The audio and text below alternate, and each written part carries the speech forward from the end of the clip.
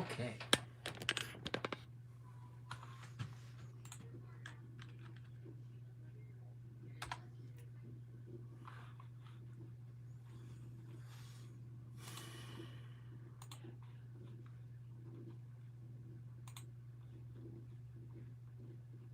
All right.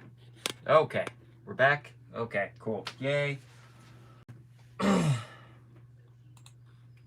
right. Well, I have no idea what freaking happened.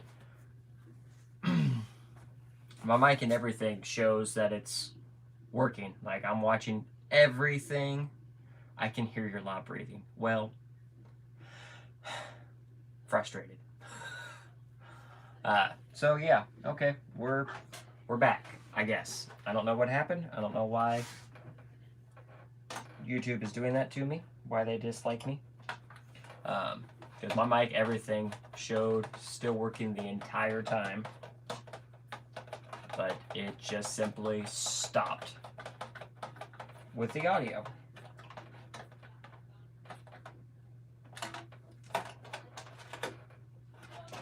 So that sucks. Oh well. Anyways, tech happened. Yeah, tech. Yeah, that's an understatement. Ugh. There. Try to clean that a little bit. It's got oil on it and work and cars.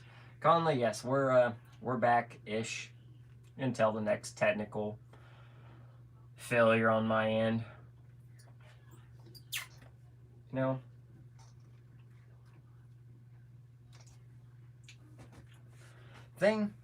Sonic shakes are pretty good. They're pretty decent. The one thing that Brahms does that does better than everybody is they give you a giant ass straw for their shakes and malts. So it makes it easier to drink said refreshing beverage.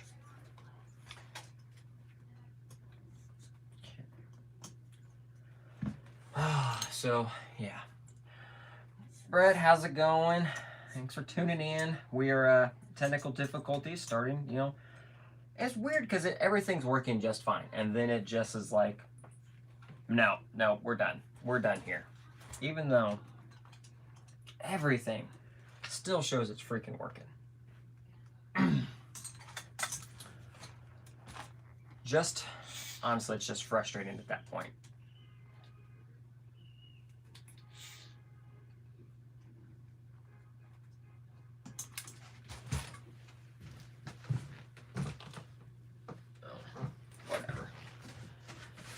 Oh, goodness. Okay. We're good now. Yep. In-N-Out shakes are better. In-N-Out is overrated. Hands down. I can go to 5 burger chains within a 3-block radius of my house that put In-N-Out Burger to shame. Don't get me wrong. In-N-Out Burger is good. But it is definitely overrated. Definitely overrated. We have this thing here called Five Guys. Well, there's Five Guys, which is immensely better than In-N-Out Burger. Freddy's, we have Bionic Burger here that is just delicious. Like, you can feel your heart stopping midway through the burger. It is amazing.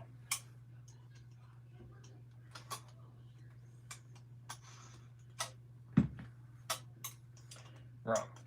But, I mean, wrong. I still, like, if I'm out traveling somewhere, I mean, I still will snag some In-N-Out Burger.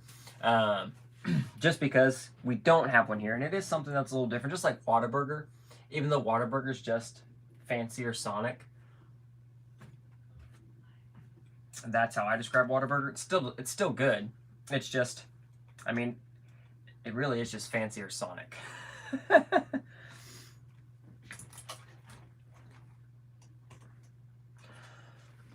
What you working on? We are looking at all the trucks, just tightening stuff, making sure everything's good, make sure nothing's loose. Pulled all the wheels and everything off each of the trucks. Tighten everything down.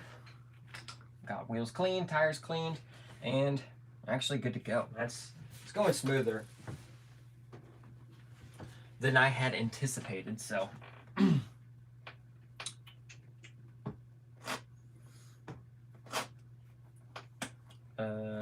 this side is this one and this one. We're back. Yes, we're back. Oh, we did get the first little start to the next build we got going on here. We did get one of the new brazen high-lows ordered, so I snagged the front accessory tray. We got the winch mount and the other accessory tray. So all those, and then the high-low, I think will be here in the morning probably when it gets delivered. But we won't start on that until probably after Team Garage Hack. Mostly give me a breather before then. But I mean, we all know me. I could very well just decide to just build it.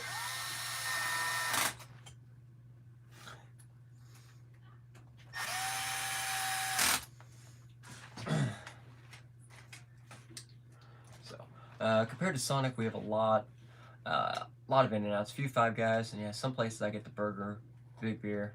Put all chin shame because it's real nice. Yeah, that's true. One thing that honestly, Dairy Queen's still one of my jams.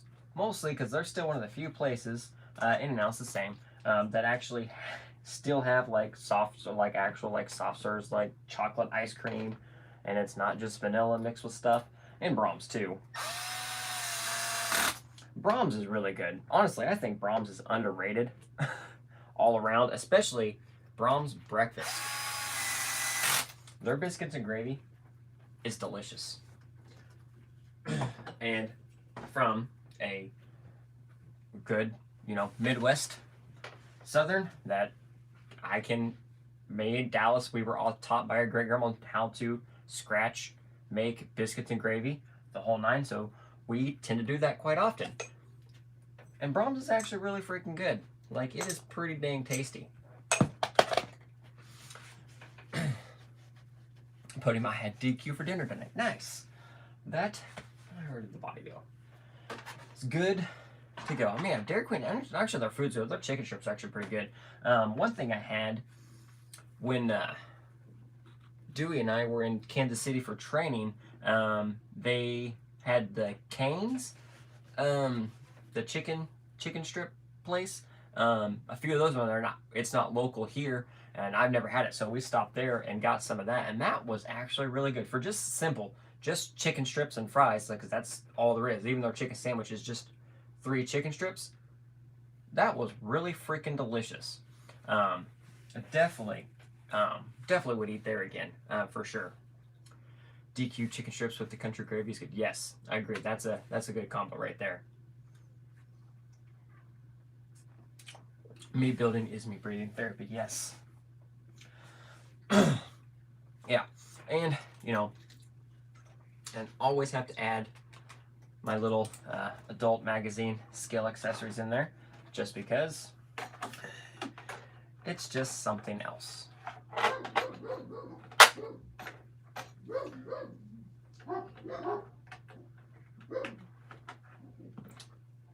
Neighbors are walking a dog, so my dogs are going bonkers, because that's just what they do.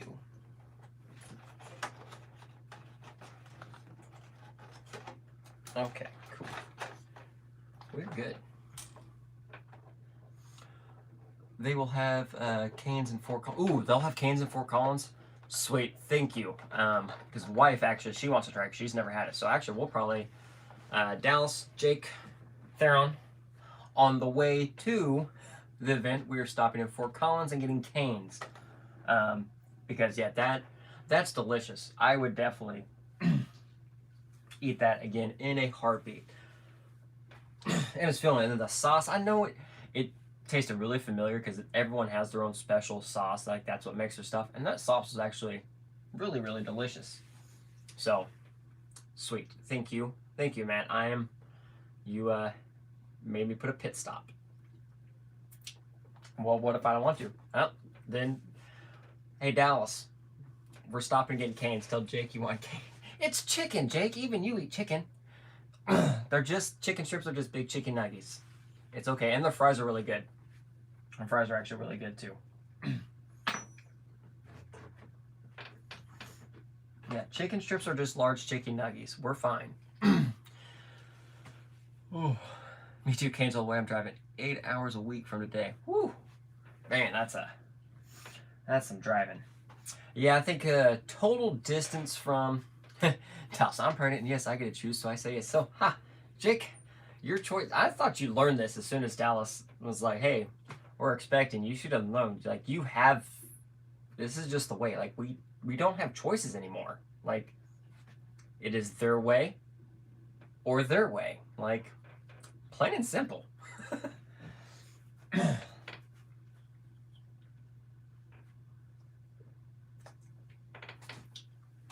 right, class 3, good.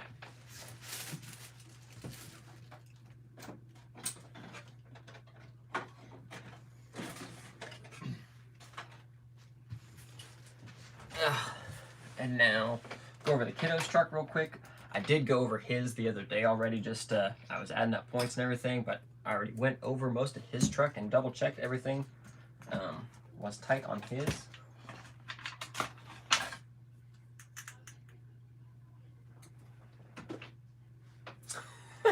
Sometimes you need to check trucks more often. Luckily, it wasn't plugged in, so that part's fine. But it was still just in there chilling.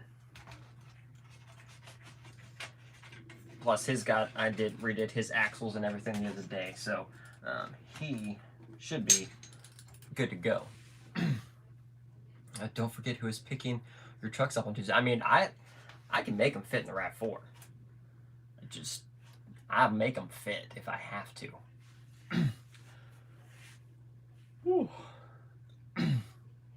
Podium Passport's been rocking a new hat the last couple days. Thanks, Theron.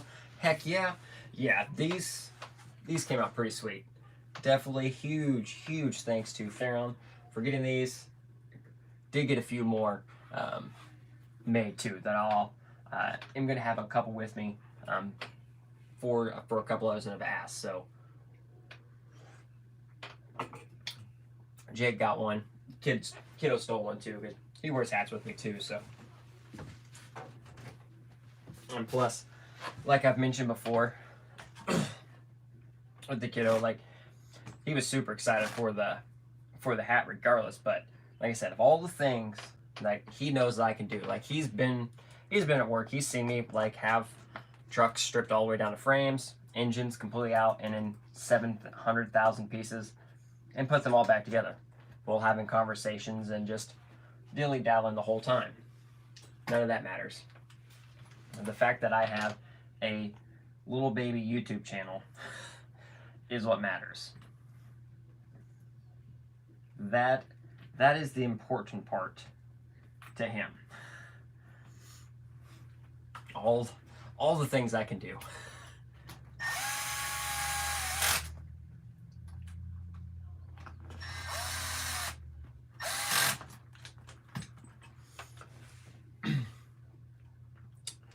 You might give me a class 1, 2, 3, but by the time you get there, you won't have any of them.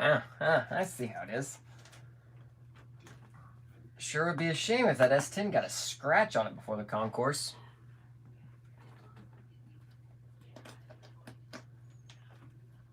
Just kidding. I don't think I could scratch that thing.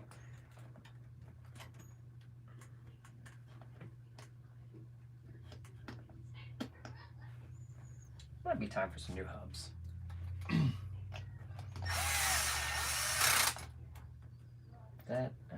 Something's not right.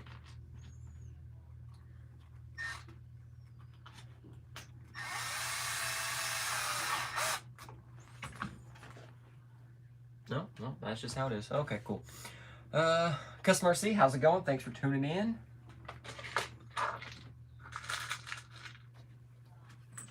That one is stripped. That could be one too many Ugga Duggas. But it's okay. Class 2, I think we saw, got the Brazen C1 here for the kiddos class 2. Oh my God. So much random stuff. And the last one here.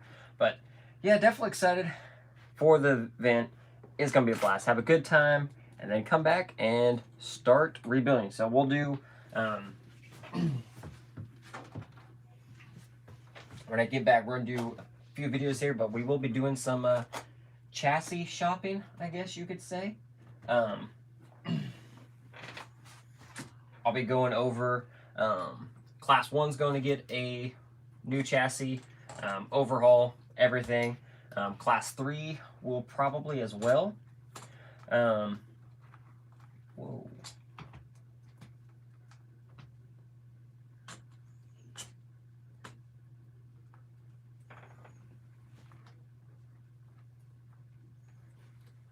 Oh, just need to actually make sure it's on there. So yeah, we'll be going over kind of just some chassis shopping. So we're gonna do some videos of some Class 1. We'll start with Class 1. Go over some Class 1 chassis that are out there, things I'm looking for, chassis that I have experience with, and then pick one. Actually, can't say pick one. I do have a new Class 1 chassis here. Actually, I have 2 Class 1 chassis here, and potentially a whole another truck. But the big truck is going to be a little bit. It takes a bit to get made. So in the meantime, I'll have to have a Class 1 ready to rock and roll. But we're going to go over. One second. We're going to go over all the different chassis and stuff that I'm looking at. Stuff that I think is, looking at them, what are the better choices? What are the better chassis and stuff like that? Also knowing that, fortunately, there are some chassis that I know or I've seen that are coming. We'll see if we get anything on those. I'm sure there'll be some new Class 1 chassis out too. I know Carworks has the Jekyll and Hyde will be coming out soon. And those will all be on there kind of as we go along the lines. But really kind of give a breakdown, really looking at different chassis, what to look for. Look at the clearance the chassis offers. Look at the look profile of the chassis. Look at its advantage, and mostly look at its geometry. Whoa,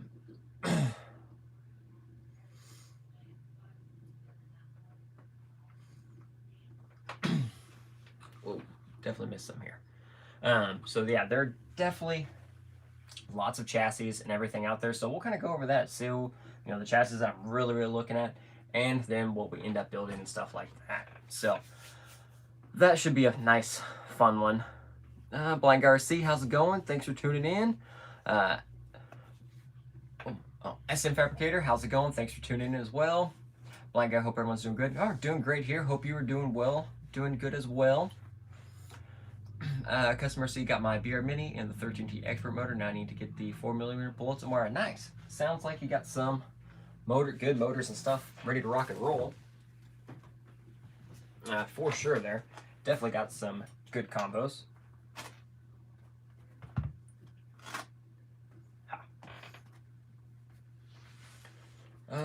Podium. Looks like Wesley is going with RM. Yes, he is.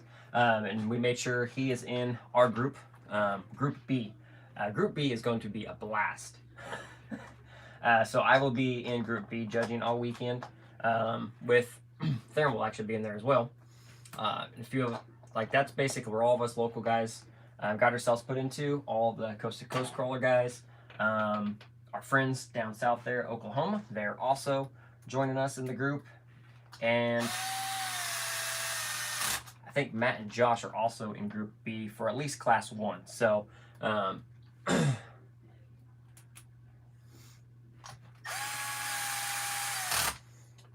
said it is going to be a very good time.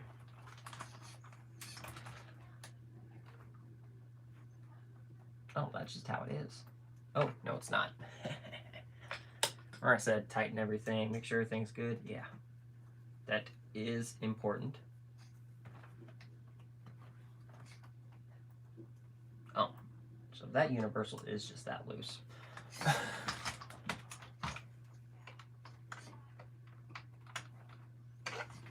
I just put all those knuckles and axles back together. But yeah, definitely excited. I was talking with Wes the other day about it, so gonna be good, and he's excited that he's like, sweet, I'm not gonna have to like go far. Like you guys are all right there, so he's like, I won't have to go far, and he's like, I know everyone get along with everyone in the group, so it'll be a good time for sure. Oh, I actually need to put those back on the kiddo's truck because he does need those points.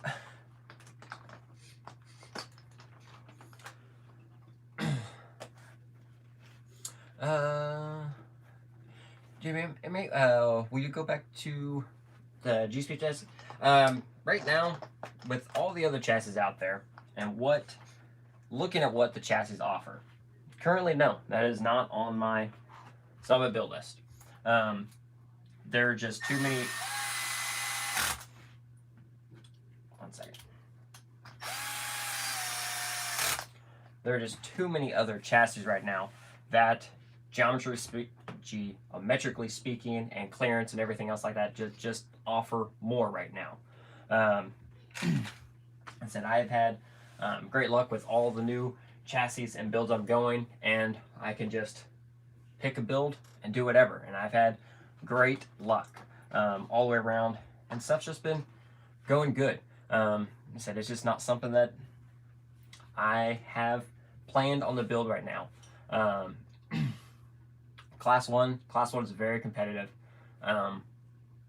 group of chassis between the Brazen, the C1 Pro, the Krupp Works, the Razor's Edge, Katana, the GK C1 chassis, the Weapon X, the XO, Everest. Like those C1 chassis, they just have a ton to offer. All in all, their belly sizes are the smallest. Those are all competitive. Their mounting abilities, their aftermarket support, their forward bias, because forward bias is already in a class 1 thing. Hopefully there will be another one here soon, but like XO has the forward base all the way around between all three of their for any of their classes available. And then when it comes to like class 2 and stuff, again, there's just certain things when you start looking at chassis, like just standing back and looking at the chassis, even looking at pictures of one chassis with another chassis, or even if you buy multiple chassis and then stack them on top of each other, you can see differences in chassis that way. You can see the advantage. You can see belly clearance, belly height, everything like that. And again, that overall profile of the chassis and stuff. Man, I'm trying to think what else I have in here.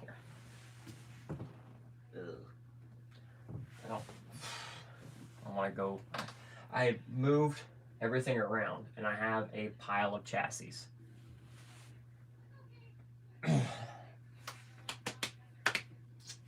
I don't know where it is.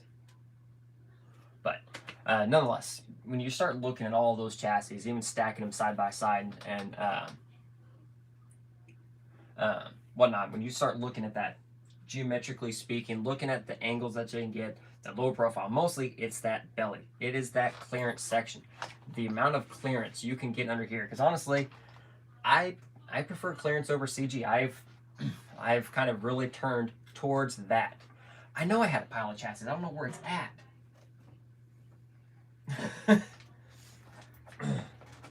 Like I legit have a pile of stuff when I was cleaning out the other day. But yeah, when you really start looking at the chassis and everything like that, stacking them up, the clearance, like I said, I've really started turning more towards clearance versus CG. Yes, I can get a truck.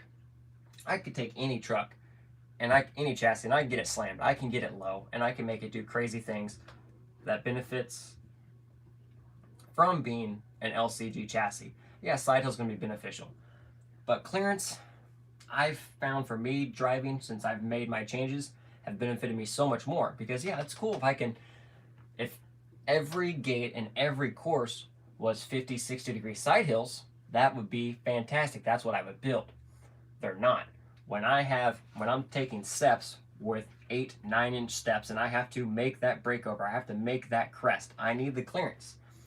Or another thing, like yeah, I can side hill that little spot. But if I get caught up on every single rock and branch, getting from gate to gate, because the chassis is more LCG based than balanced, I guess is balanced a good word for that? I think so. So yeah, rather than going, getting stuck on every single thing from gate to gate, I'd rather clear all those obstacles, and I can make up my CG in other words. Granted, again, like I mentioned, not every course, not every gate is going to be 40, 50, 60-degree side hills, and you're not always going up 50, 60-degree inclines all the time either. Yes, there will be some. And honestly, these portals, and even when I'm building more for clearance, these things can still side hill and incline 50 and 60 degrees. They might not necessarily like it with me driving sometimes because I'm still learning in that aspect of driving and learning how to view a course.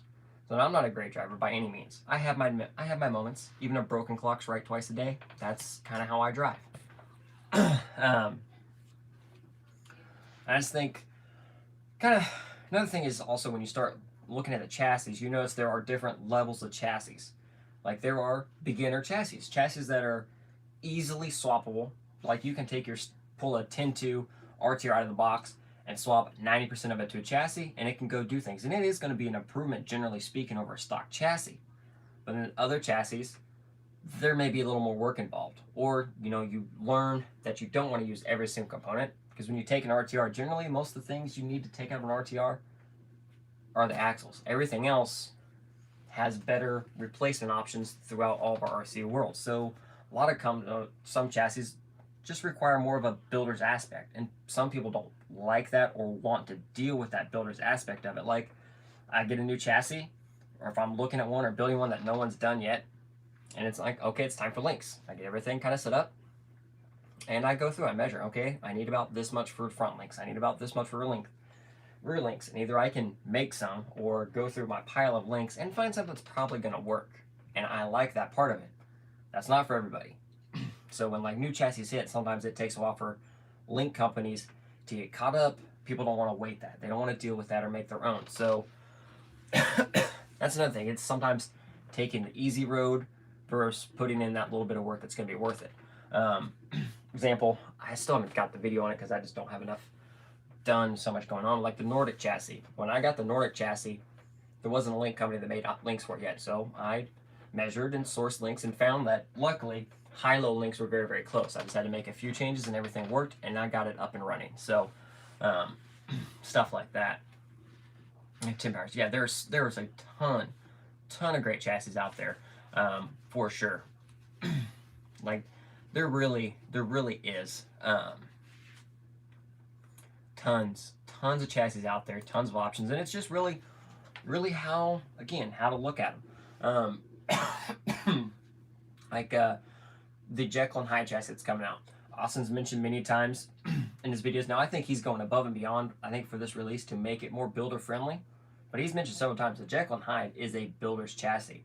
It's generally a chassis, like the first version, you got the chassis, links, everything else, you figured it out because you built it and tweaked it how you want, because the chassis is 3 pieces.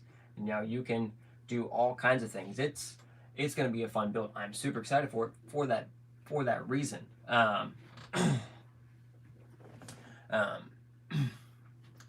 Yeah, for the reason that builder's aspect of it. And he's mentioned several times that this is a builder's chassis. It's not something that not everyone wants to maybe dive in right off the bat into if they're getting new. And you might, baby steps sometimes. But again, all the fan pages are helpful, super helpful on 99% of the fan pages out there. You're not going to get crucified for just asking a simple question. So definitely the help is out there. Plenty of builds, plenty of videos and stuff out there, whatnot. Like another chassis that's kind of on there, obviously, I don't think many of them are running it for Sorka just because it just looks like just a fun kind of half chassis, is that poised T3 chassis. We're probably going to pick one of those up and do a build with it because it just looks kind of fun. So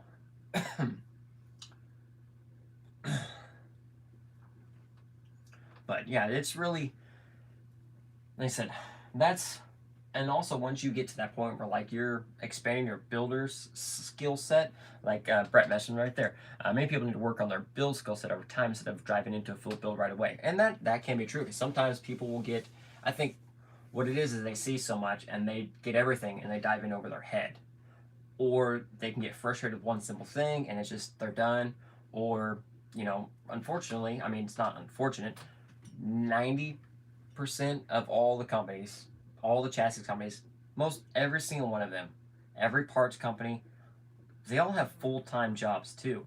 This isn't something, this isn't just what they do every day. Like 90% or more, they have regular, everyday, Monday through Friday jobs too. So you have to do your regular job and then your fun hobby job, which sometimes can be stressful and take the fun out of it. But if you have family, you have to put family and friends in there sometimes, and just you time or me time or whatever. So sometimes when it's stuff like that, you know, sometimes parts can take longer to get back in stock or get parts going, and some just don't like that and just can't deal with that. Which, I mean, don't get me wrong, if I get all the stuff for build, I put it together, but it's not a big thing. I can wait. I can source part after part after part after part and then go to town on it and be good to go. But also the fact that I generally have plenty of other rigs that I can drive in the meantime, so I don't have to have a rig done right away. To working on my full part, I can't wait to try this Ford base setup. It is going to be nice. I still really want to. I need to snag one of the leaf kits. I'm just so busy, so much stuff going on, and honestly, I don't want to dive into a new build. Like I ordered all the high-low stuff just because I knew I was going to do one regardless, but I knew I wasn't in a hurry for it, and I didn't want to build it before Team Garage Hack necessarily. So I was like, no, I'm just gonna get it. That way, I already have it here. So when I get back from Team Garage Hack and I want to take like a week off and not drive, I can just build. I can relax, just build a nice, clean, fresh build. We got one of those lily bodies, which actually look pretty sweet.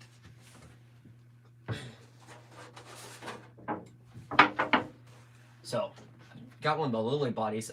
G-Speed got them stateside. I think they're already out of stock, unfortunately, because I should have ordered 2 of these. But a nice, cool body. And like I was looking at this for quite some time, but shipping and everything from overseas was quite extensive. But luckily, they were stateside, so I picked one up. And it's just low profile body, looks good. Got front fenders, pinch there, so definitely looks good. So that's gonna find its way on a build here very soon.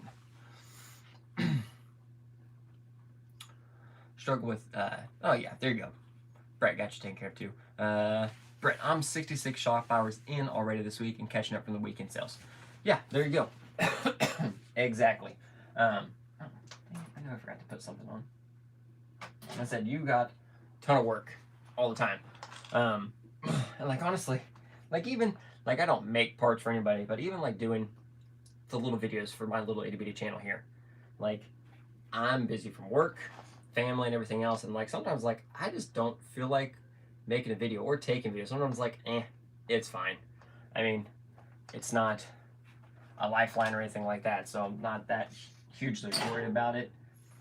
But then I see like I don't know how like I have major props for all the larger channels that can make the videos on a regular. It's like I'm wore out as it is for just the little stuff I do. So I don't even, the amount of work that they do and put in all the time is insane. Just simply insane.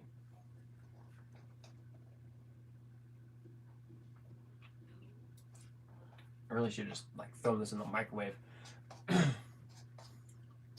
Where do I get the craft from? Yeah, Hobby Lobby, Amazon. I ordered, yeah, Hobby Lobby, Amazon, any of those places. They all carry craft foam and stuff like that. So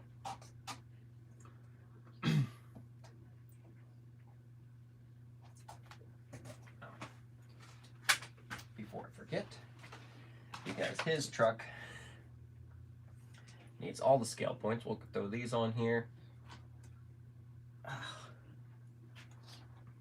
And got Jake and Dallas's. I got I'll show you guys your class 3 here in 1 second. Speaking of Dragon, I actually have that Dragon chassis here, finally. I've been meaning to get video and everything done on it, but between the events and everything else like that, I wanted Dallas and Jake to just get as much drive time and comfortable with it as possible. So if I had to sacrifice taking it and videoing it and stuff like that, perfectly, obviously, they needed the drive time before we drive. 9 hours for a major event. Be good to actually drive and know how the truck drives. Whew. That thing is in there. That thing's a chunk. I really don't want to measure how much this is, because I know it's a lot. But Jake Dallas, there you go. I went ahead and got the Tundra body kind of fixed and put on here because it was easy to work with. Then the 4-door interior should be good. I need to throw one more thing on here and call it good.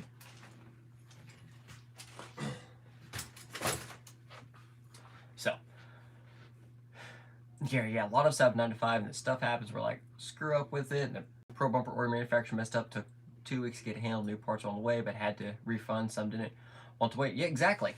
Yeah, Jake, all the brass. Yes, that is ridiculous, but it's okay.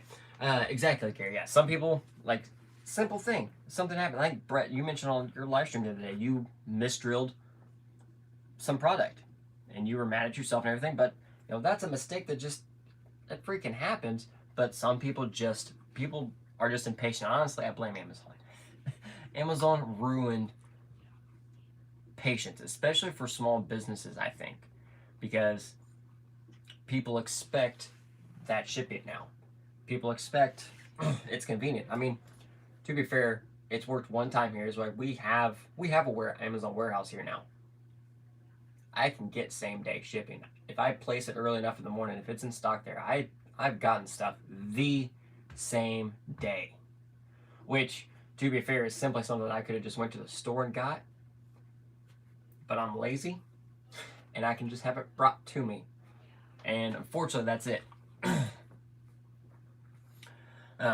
Yeah, the patience anymore is, you know, everyone wants everything done. Everyone wants the biggest, baddest, newest stuff and everything like that, but sometimes it's just patience. You gotta order something, wait a week or 2, 3 weeks, and it is what it is.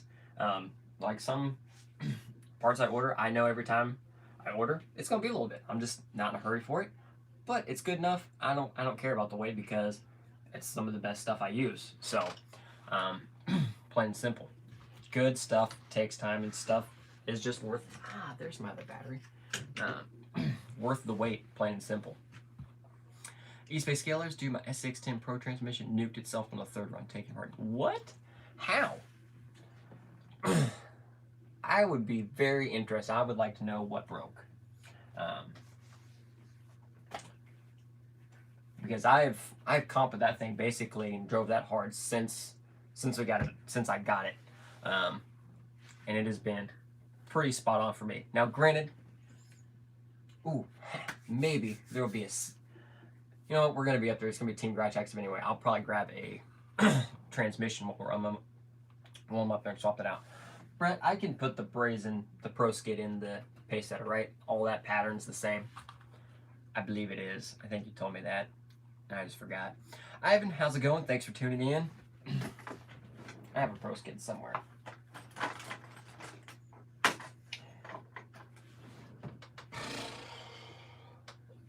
I already have everything packed up for an event. I have basically all my extra parts. Anything extra that I will need. Gears.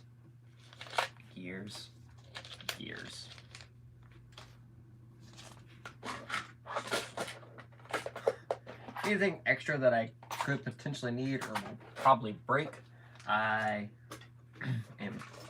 have it packed up and ready to go. I do need gears, so we'll put more gears in there. But yeah, that's the only thing that I think I want to swap out on my Pro is the transmission. It's not that there's anything wrong with the transmission. I think I just want to shave a little bit of weight and make it a little bit easier on interior. But at the same time, this is really nice to, like, if I want to trail with it, I can pop out the pin, move the overdrive to 0% and trail with it. So that might be an option. Speaking of,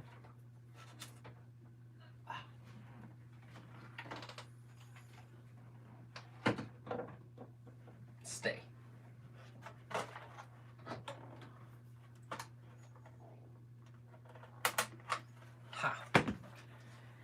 because there's probably going to be some nighttime activities. I was needing something for night right now. I am taking the SX6, despite Jake and Theron be like, really?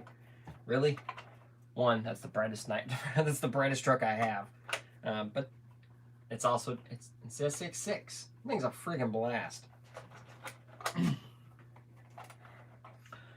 But I'm also bringing this one here. But really, hey, we talked about this the other night. We specifically talked, and you and Theron both made fun of me for wanting to bring the SX6. Rather, I have to strap it to the top of the RAV4.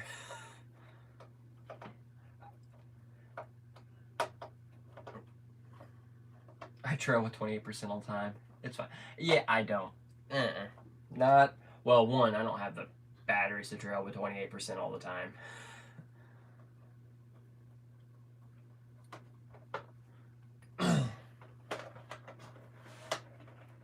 Oh, no, wrong one.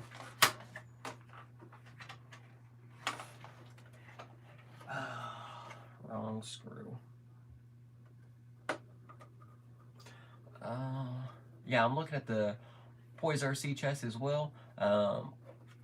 Would have to run the double rear shaft. What trans would you run in axles? Oh yeah, so yeah, that one. Yeah, a lot of people are running the. They have the carrier bearing, and in that one, so yeah, it does run 2 drive shafts. Axles depends. Like, I mean, capper axles is obviously capper axles are a favorite on that build from everything that I've seen. Period. Like, everyone is just building with capper axles. I would probably do some F10s.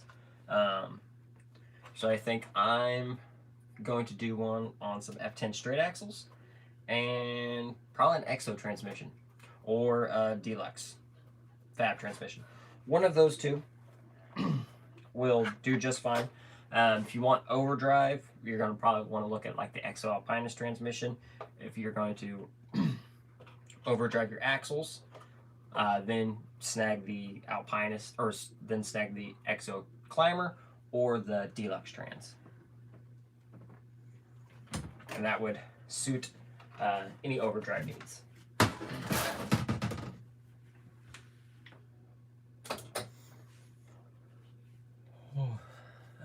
Tim, how can torque twist be fixed due to front and rear drive shafts on the same side when throttle car twists to one side? You could try, I mean, not the prettiest way, but you could always change out your spring rates on the other side to make it harder to do that. Change some gearing. I know there's some link geometry that can help against that as well.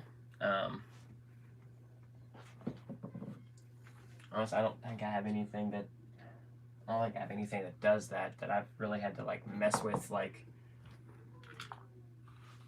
hardcore really get into. I got one and I'm not bringing it. Well, that's your own fault. But so do have some power shift lights here. These are nice and bright.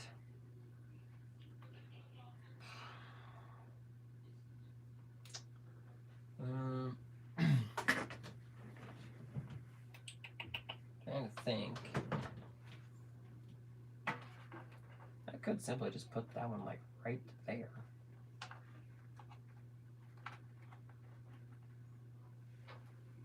I could just do that.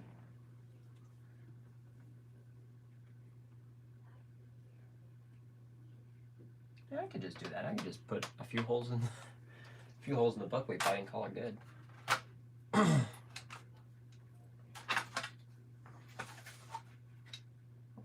Oh, do I actually? Okay, we got room there. Oh no, I broke the buckwheat body again.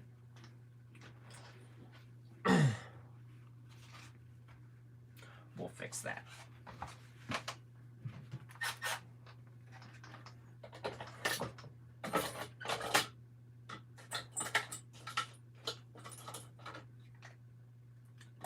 There we go.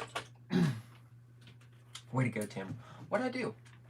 Oh, yeah, I know. Actually, I don't even think that was from driving. I dropped the truck the other day. When I was coming inside, I just was like, do, and just plow. I was like, oh, damn. And that was, that was all she wrote.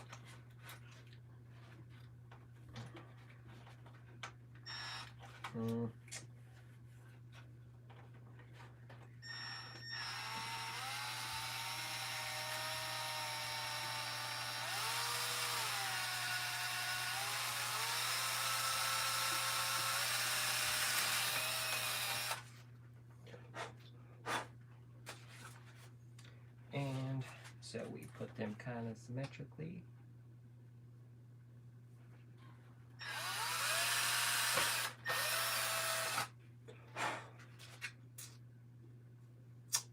May or may not have been a finger on the back of that.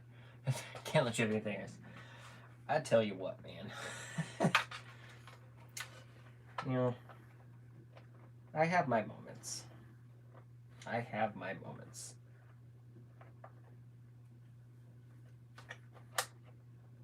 Does this have to be like fancy?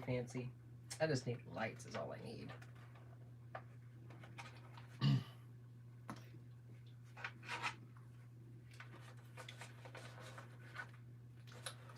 Oh, now, you know what? Actually, now if I have red paint, I could, nope, that ain't gonna work. Oh, we're just gonna put it in the front. Can't let you know, it is what it is, Theron. It is what it is.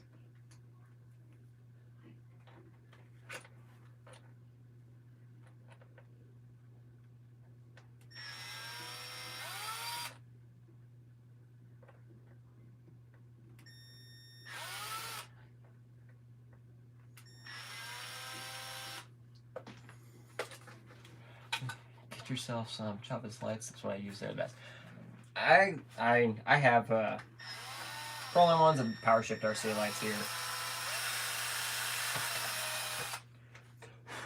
I've always liked the Power Shift because they are direct power, so they can handle all of it. I generally don't. I have no problems ever here really with power or anything like that. So, and I have a boatload of them somewhere. Like I know I have multiple sets of these lights somewhere. It's just simply finding them. Like I'll stock up on something and then I'll I guess forget where everything is.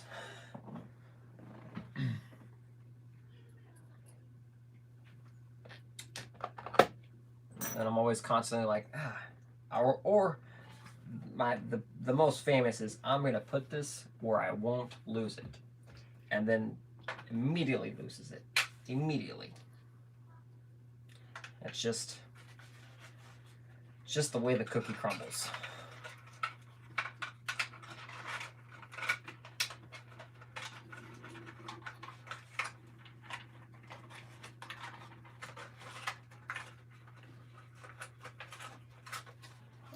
Sweet.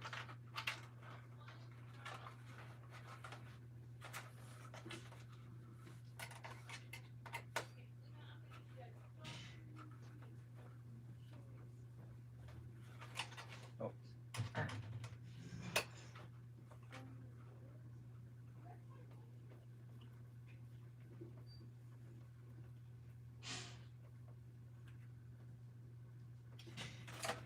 There. That's actually not too shabby. What 4S chop slots are direct power? Well, I mean that works too. I just sometimes I do like to stick with some OG-ness, but always down to try new stuff. So, who knows? We may always order a set. It doesn't hurt me.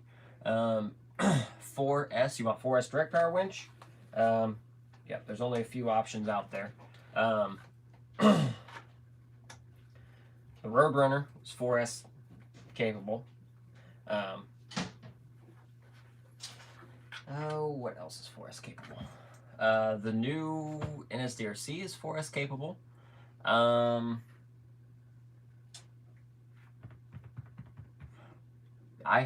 think I have the NSD, the XB400, which is direct power, in mine. Or if you don't care about direct power and want BEC, yeah, there are some of the other options and stuff like that. Holmes, Tug Buddy as well. Those are 4S capable.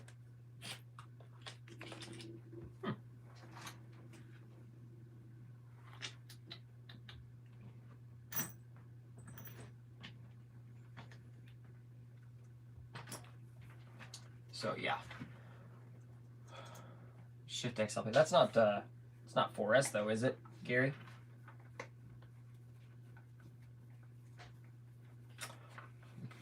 I like the direct power because I want all of it.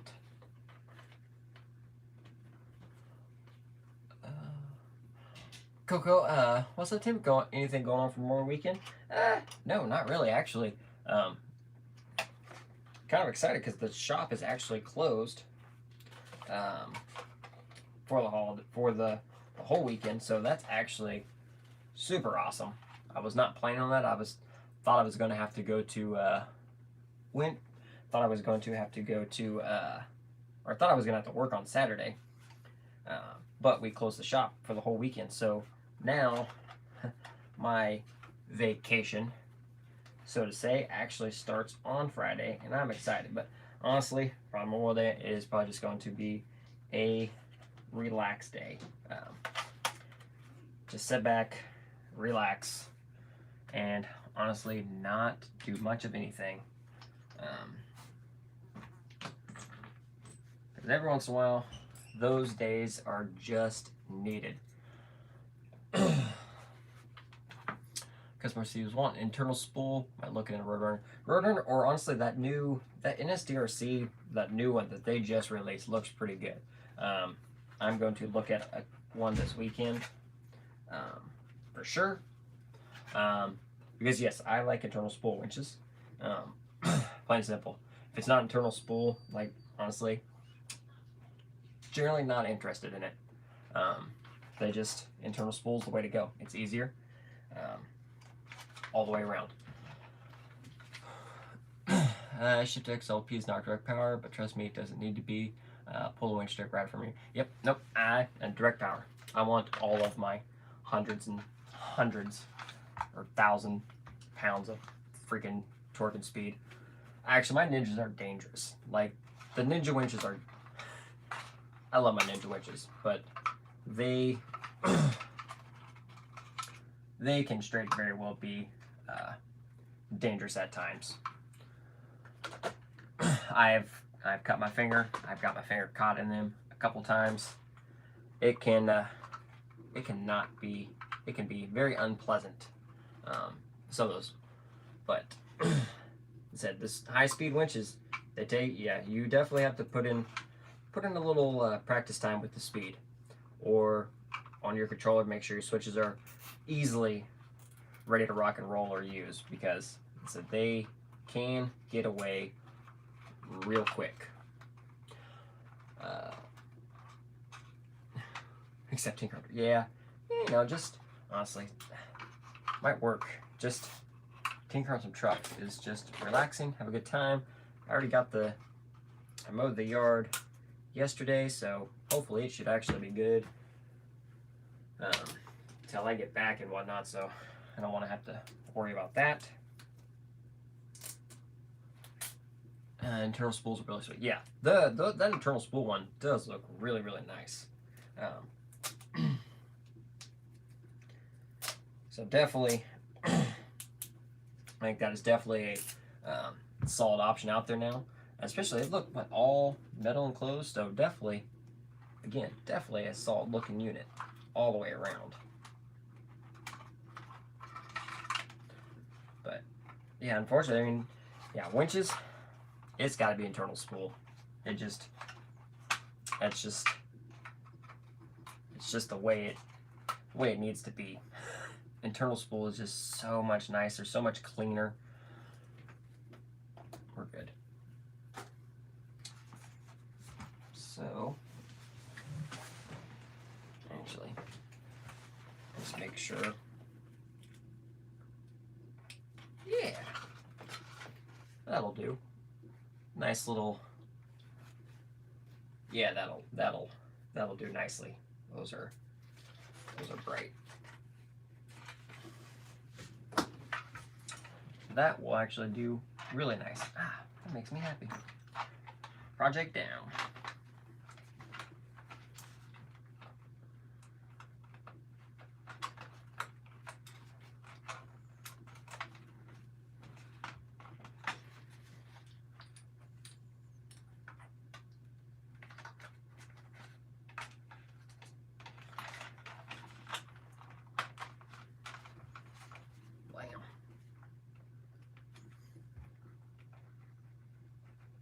Or, I wasn't even thinking, that's what I run in here is that the Reefs 300 IS comp spec. It's internal spool, but it is straight to receiver, so like 8.4 volts. It's not aggressively fast. It's definitely easy to control. Kiddo uses them in his because they are easy to control, but they are an internal spool too, so that is definitely good.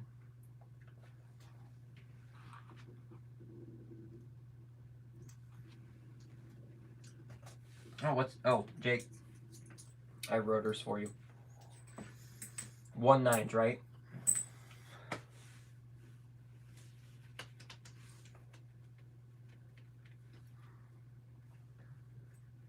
So I have a crap ton of 2.2 rotors. I don't have many 1.9 rotors, but should be good to go. Oh yeah, I gotta do a pit man. I need to set that up. Yes, okay, cool. RC, how's it going? Thanks for tuning in. Yes, okay. So they're here whenever. And your class 1's done this weekend, so we can take a look at it. Make sure it's officially good. How's you look at points on yours and Dallas's class 2s? I'm pretty sure Dallas's is pointed out just because it has a hard body. Is that a Sonic Blast? That is just a giant strawberry shake from Sonic.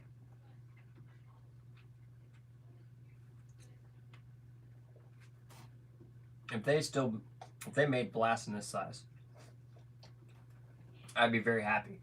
When I worked at Sonic years ago, high school, this is the size that I used to make my Reese's Blasts. Granted, it was mostly all Reese's and ice cream, and just a little bit of ice cream, but definitely worked. Doing it now. Okay, cool. That was a giant chunk of strawberry. Trooper. I have my moments.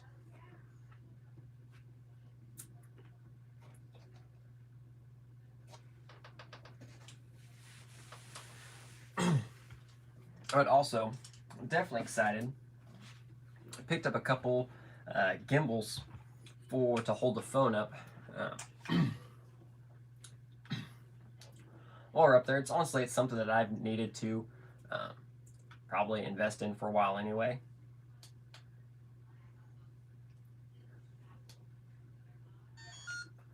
But definitely kind of cool. I've never actually had a decent gimbal, so this is actually really nice. I think it's going to come in handy at the event and actually maybe get some almost decent looking videos, so should definitely help out. I do my best to get video and everything for the event.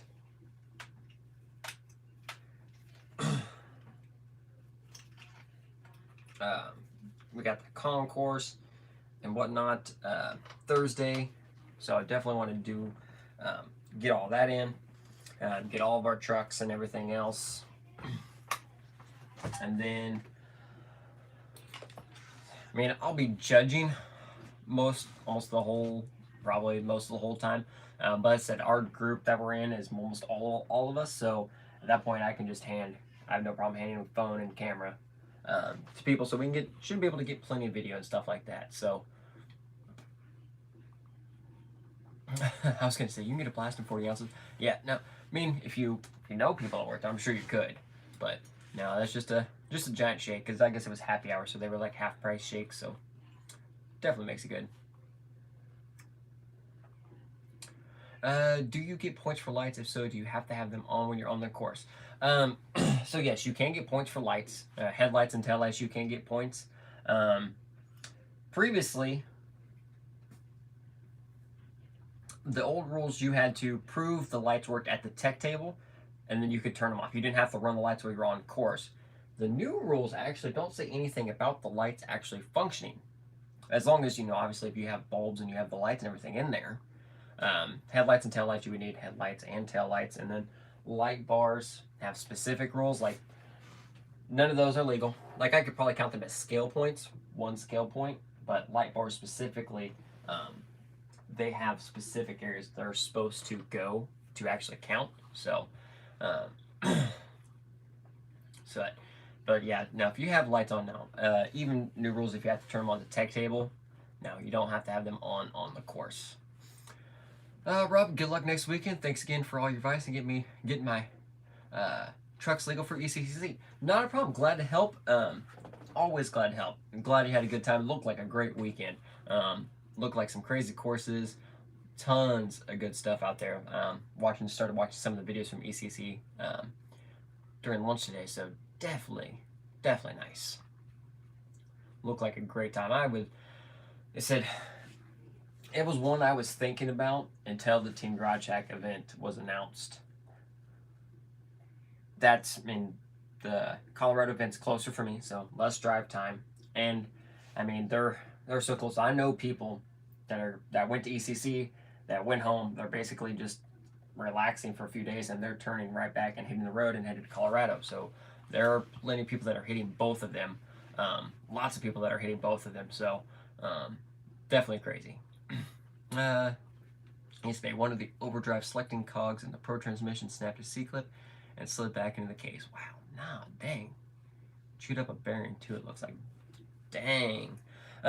What I have been seeing, I don't know if they're like available publicly or not, but I have seen people on the S16 Pro page that basically 3D printed a spacer for the overdrives to lock it in like 40%, so you don't have to worry about a C-clip breaking or anything like that. It's just a spacer that always keeps it in place, which is something that would be good. So actually, I was going to take the Phoenix to Colorado because it has lights and everything else, and it's just a nice, fun truck. But when we were out this weekend, obviously I'm not driving any of those really, so I was just driving this around, and I think I broke something. Granted, I had not driven that truck in like 4 months. At least 4 months I had not driven my Phoenix. Just everything else going on and whatnot. It just was always a truck. Like, I'm not getting rid of it. I love the truck. It just kind of just stays there sometimes. So who knows? Maybe it was just something's loose in there, something simple. Because I had previously pulled off all the servos because I got rid of the overdrive and the dick. I just locked everything in their standard positions.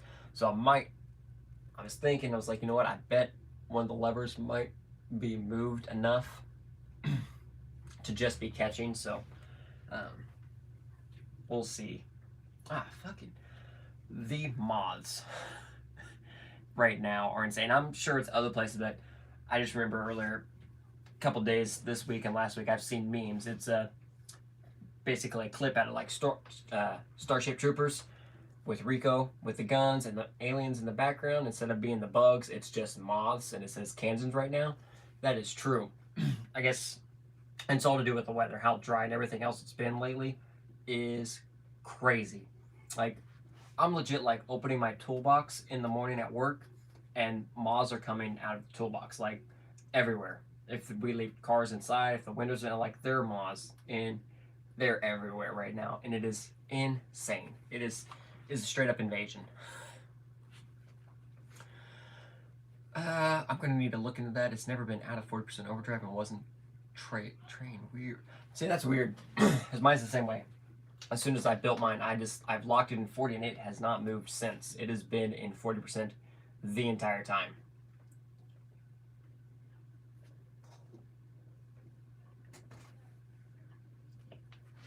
So that is definitely interesting, something I'd like to look at too then. Yeah, because just eliminating that would be good. And honestly, if you just pulled the gears out and replaced them with a 3D printed spacer, you're going to lose some weight. You're going to shave a little bit of weight here and there, so that'll be just fine.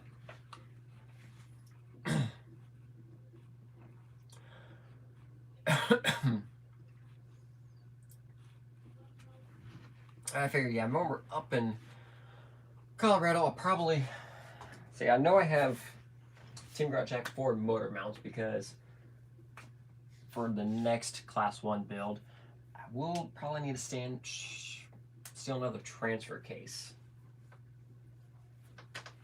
Or I could build the kiddo a new truck and take his C1 Pro and just use that. That could work. That might work. I'll just build him a new truck. Because honestly, he could care less about like the scale looks and stuff. Like you give him a body that's kind of cut up, looking kind of cool, and a decent paint job, and he's happy. So we'll just do a new build for the kiddo. Probably have some F10. I have some F10 axles. I'll probably snag and do one of those. My NSDRC burns up in my class 2 dismissal. I'm glad it didn't happen on a course. Obviously, I can't get another, so I changed to BEC and anxious to wait now for a raw 800 back. Ooh, dang, really? That is not cool. And I mean, it's crazy, like how much servos now just put out. Like I remember, I mean, I haven't been in RC as long as nearly most, but even so, like, you know, a few 100 inch-pounds was, you know, pretty severely strong. You know, 400 or 500 pounds was a monster servo, even when I started crawling. And now, like that's like that's like a low power versus like the 13s, 14s. I mean, they're 1,000 ounce-inches of torque on 4S, 5S. I mean, the 14 6S is like 1,100 or something like that on 6S. It's insane. I had one in when I was testing the G14 when I had one of the first ones. I put it in an X-Max and I ran it with some power and it held up. It did great. That was my sell. That was so I like the G14s a lot because I know they can handle abuse. So I did have one in an X-Max with a full XLX2 1100 kV system in it. No, I think I had 800 kV. Either way, lots of power, and I wasn't worried about warranty, so I ran mine on direct 8S power, and it survived. It's actually my first G14, and it's actually still in one of these trucks. I don't have a single G14 that I've ever killed, but nonetheless, I mean, there are tons. I mean, servos out there. I mean, your average specs now are what, 800 to 1,000 ounce-inches of power. Like that's just what it is. And it used to be, you know, 2S direct power, then 3S direct power. Now, most of them are 5, 6S rated direct power. So it's pretty monstrous.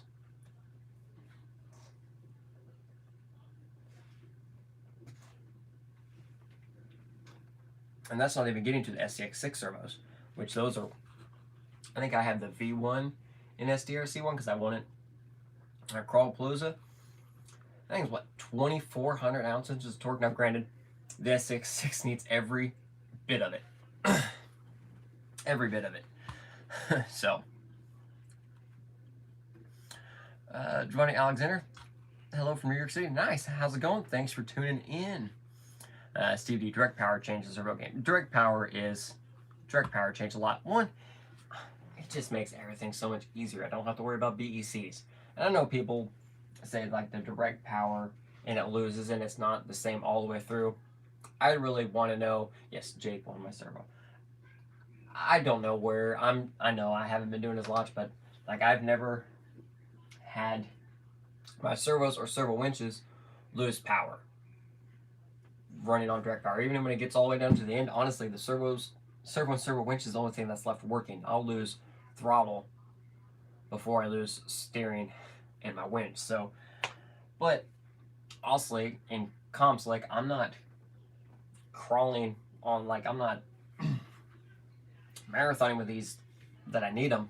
Like, I just need the batteries to last 6-7 minutes. That's all I need to run for, and the batteries I run are plenty sufficient, so I don't worry about the power loss. And it's just BECs run. You can, I mean, as strong as some of those are, they're not direct power. They can burn some stuff out or brown out, but or you have to get good BECs, and I just don't. Direct power everything. I don't have to worry about it. The only thing I have to worry about, like with the Sound Assassins, is I get a micro BEC just to power my receiver, and that's all I need. Is the G14 a low pro? That truck wants a low. No, the G14 is full size. It is not a low pro servo.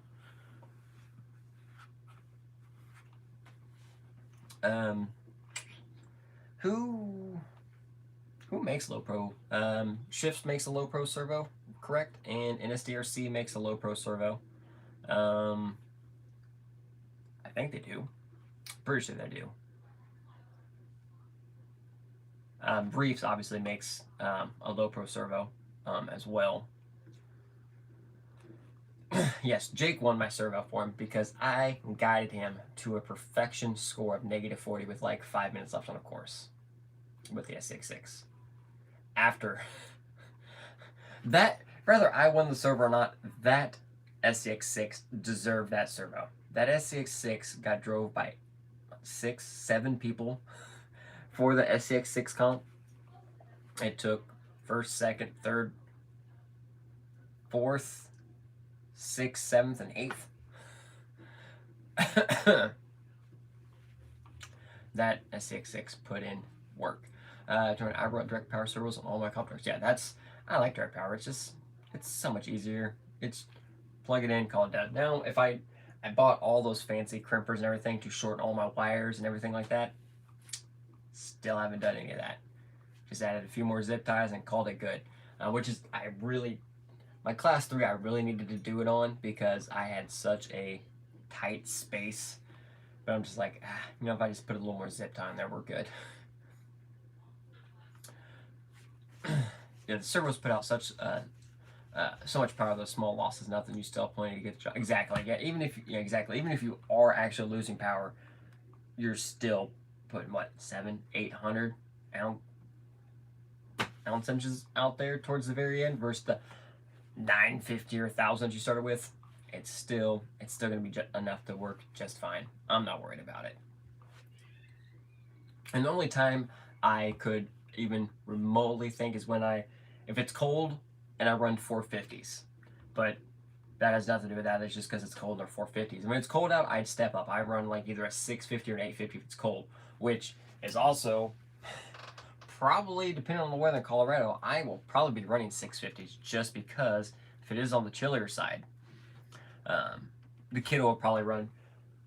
I always have the kiddo run bigger batteries because he tends to send it and do a lot more stuff. So sometimes he eats more battery than I do. Holmes has a low pro. Yeah, I've been through most of the low pros. Holmes broke lots of gears in the Holmes. Wow, man. See, that's the thing. Even with all the servos like I've had, any like actual quality servo, I don't think I've ever broken an actual gear. Like at least one of the top line servo. Like, everyone has the budget servo. I'm not worried. If something happens with the budget servo, it's a budget servo. It's a budget servo for a reason. But any of like the top of the line or higher grade servos, I don't think I've ever physically broken a gear.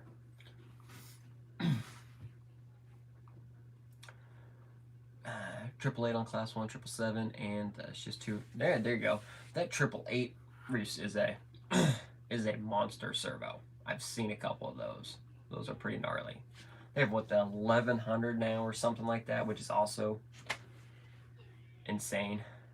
Speaking of, actually, I do need to order a winch, but I did, NSDRC made that low profile winch for the SCX6.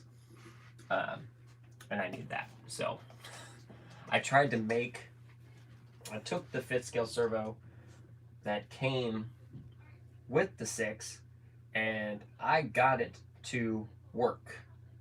By the way, when my servo programmer, like I can spin the knob, I can get it to spool in, spool out. But for whatever reason, I cannot get it to work right through the controller end of it. Once I plug it into the actual receiver, once I get the servo tester, everything works the way it should. But once it goes to the receiver, I can't get it to work right. So I'm like, you know what? We're done here. We'll just get a new one.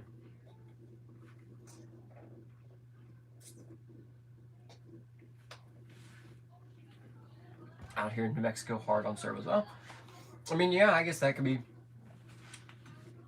terrain, heat, rocks. I mean, all that stuff definitely can play into RC's lifespan and stuff like that.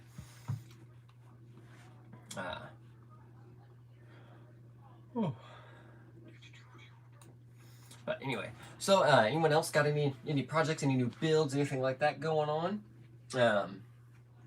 Or any new products, anything new you're excited to see and whatnot, stuff like that. Yeah, let me know. See what everyone else is interested in, what everyone else is building on lately. And said we got. So it's not my pilot chassis. I do have a chassis.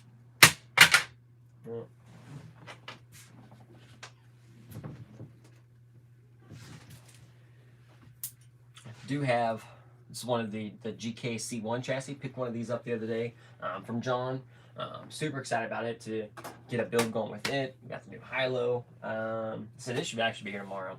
But I'm specifically saving it because I want a nice build to relax with when I come back from Team Garage Hack event, because I'm sure I'm going to need just some bench time, because I know, as long as I'm not dead last, I'll be fine. I mean, even if I just beat my kid, honestly, I can't say that. We're in class 3. He can do things. As long as I'm not dead last when I come home from Colorado, I'll be okay. But I'll need something to relax and do, and just a nice relaxed build when I get back, because I'm going to need it.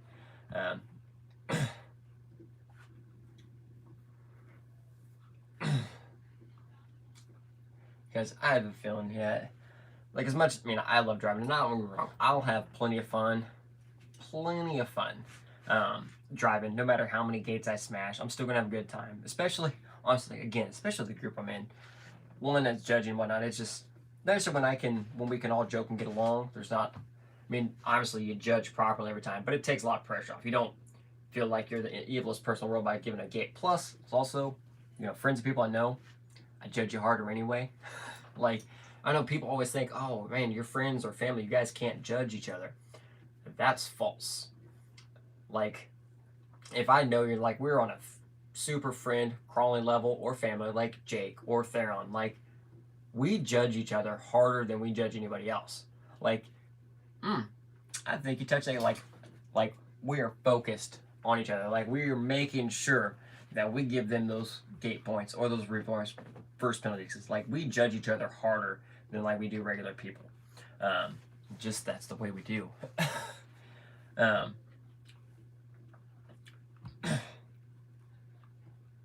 So it'll be a good time. We'll see. I'm excited for everything overall. So this will be our first big event since Crawlapalooza, really, other than our throwdown, which is good. So definitely excited. It's gonna be a great time. I'm trying to think what I was running. I was running the ATL at the throwdown and at Crawlapalooza, so it'll be the first big comp with my mullet. So that is exciting. Theron,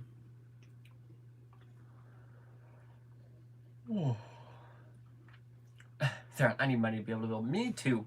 I always could use more money to build. That's why the class 1 will be the big like fundraiser funding into the next few builds.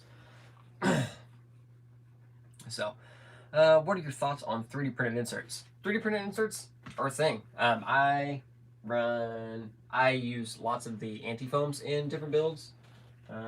Actually, they're in the Tundra, the Phoenix. They're in my Class 3. I think they're on my Gatekeeper. Yeah, I have several sets of anti-foams. I like them because the tunability of the anti-foam is second to none. You can make one foam work for a wide variety of tires and combinations versus having to get different foams made or different outer inserts and everything else. Like, you can tune the tire. You don't have to have a lot different foams set in there and tune them. I know there's another newer foam company, 3D printed foam company, that's kind of going a little crazy. I picked up a couple of them. Yeah. The set I had, I kind of just tossed back in the bag. As feel and then put them in the truck. It didn't work. It did not work for mine at all. So that is what it is. But it's always good to see, I mean, the anti-foams were probably one of, there were been 3D printed foams for a while, but the anti-foams from Three Brothers were the big push as far as truly public, like, availability and get them out there. And then everybody with a 3D printer just like, oh, maybe I can make this. So then it's became a thing. And there's always going to be hate and whatnot, but again, sometimes when it comes down to it, you choose whatever works best for your build. If you try 5 or 6 different foams and this foam works for you and it didn't work for anyone else, but it does work for you, use that foam. If everyone uses this foam and you've tried it and it just doesn't work for your build, don't use that foam. Get a different foam. That's what it is. You need to build and use what is best for your trucks and your driving. Gary, excited to get the Pro bumpers out there. Also, we'll be coming out with a new Stinger design and some other products in the near future. Heck yeah, sounds good. We will keep an eye out for those, as always. That's another thing, Black Betty Crawler Designs on Facebook. He's got the bumpers and some good stuff there as well. Actually, I got my shirt washed. I need to make sure I pack my Black Betty shirt for next week. Nicholas just got the Lily body. Love it. Nice. Yeah, I had mine down earlier. I snagged one of those. Definitely glad I snagged one of those before they ran out. Jake, don't worry. Dead last is my spot. I mean, we can paper, rock, scissors for dead last. It's going on a Zuku chassis Phoenix. Oh, nice. I've been seeing that Zuku chassis pop up quite a bit for the Phoenix, so I may have to take a gander at that. Jimmy, can you give me a rundown in a Ford mount motor build tips and tricks? I've only had 3-gear builds, but want to venture into Ford motor mounts. Cheers. Okay, so quick rundown.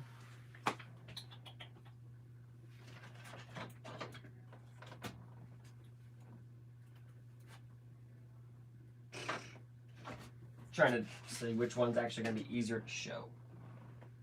No, this one is easier. Oh, it's there and I need a new truck stand. I just broke it. So Ford motor mounts, stuff like that.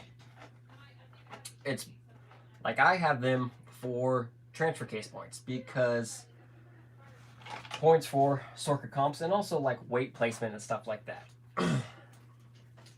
So instead of like your standard 3-gear transmission, which has your motor over here, which doesn't necessarily mean it's a bad thing. It's generally like the 3-gear transmission is just excessively tall, has a big spur gear and everything. So instead of it being right here with their Moro shaft deal, so I'm taking the motor, I'm putting the motor almost as far forward as I can and as low as I can. Like it is in there with the links. Millimeters from the links, but clearance is clearance. So what that's doing is getting everything lower. You're getting your transfer case down, you're getting your motor forward and towards the front, which is, if you have a heavy component, like you do kind of want it towards the front and as low as you can for, that weight bias and stuff, anything to help with breakover and stuff like that. But the main benefit, especially on like a Sorka build, I mean, all the placement, everything's great too.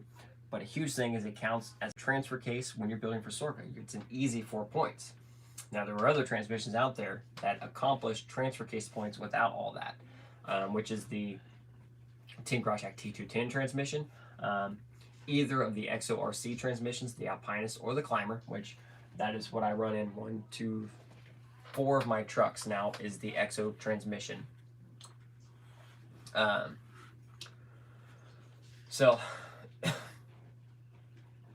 which they're nice, low-profile transmissions. They're all-inclusive units, so you don't have to worry about a third drive shaft or anything like that. And they do count as transfer case points. So, I mean, it's kind of really on how you're feeling.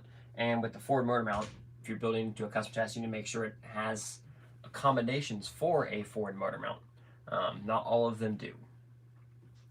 Don't understand. I don't know. Be all right. Maybe we'll all just take last there. I'll take last next to the Porsche, and we'll call her good. Let me just cut up here. Waiting shorter rear links be in the works for my Phoenix. FJ build says 12.3 for the body, center, and the wheel arch is more like 12.1. FJ60, 12.3 for the body. See, and I thought the Phoenix. I don't remember what mine is because I got high clearance links, but I also stretch mine. I always tend to stretch my links, so just get an XO transmission. Yeah. Well, and that could work too, but I mean, still, the transfer case, depending on your build though, the transfer case can still be smaller and shorter if you want. Depends on how your body and interior and everything is. Depends on the build. If you're not building a Sorkin, you just want the transfer case for the deal, yeah, that's probably going to be the way to go. Because I love the extra transmission, but I can see in certain builds where it can still be a little tall at times. But it's not enough for me to worry about it. Like I love those freaking transmissions. Like I said, they're in 1, 2, 3, like 4. I think I got 4 of them now. But and the forward motor mount, the weight placement is still. The weight placement's phenomenal. Like that motor, even though it's a small outrunner, I'm still putting it, instead of it being 3 gear or whatever, instead of it being here, and then the standard Team GarageHack positions here, and then with the modification, that motor is now here, all the way there, right behind my axle, right behind that dual servo mount. So weight placement wise, that is the more optimal position. But others will work just fine.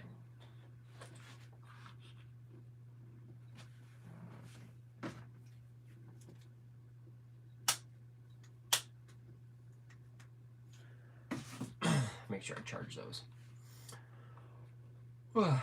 But so yeah, we're almost there. I'm ready. As far as I know, I'm ready. The trucks are pointed out, and they should be rectangle compliant, which is obviously the important part. So, oh crap. Oh. So, yeah, barring everything, rectangle compliant, should be good to go. Gonna be a great time. We're gonna smash some gates. We're gonna have some fun, good times, and definitely just see how everything does. And again, this will be one of the first. Actually, this is probably the first major event with the new rules, so it'll definitely be tech table wise and judge wise will be a little bit different because there are a few things, especially the tech table. The tech table is going to be the nice, fun, stressful part, for sure for everybody. But I think it'll be just fine. Because realistically, like looking at it, and I've said looking at like the new rules and stuff, honestly, like you can truly with the new rules, like set a truck down, push down, and be like, okay, like you can actually truly just look at everything and actually see what is and isn't legal. Like you can look at a truck and see legal or not legal now. So that I think is a nice benefit there. See where everything's at. You don't have to worry about measuring this and measuring that. Everything's based on like track width. The bumper's there, cool. Call it good. Move on to the next one. Everything below the tire, everything below the wheel, good. On to the next one.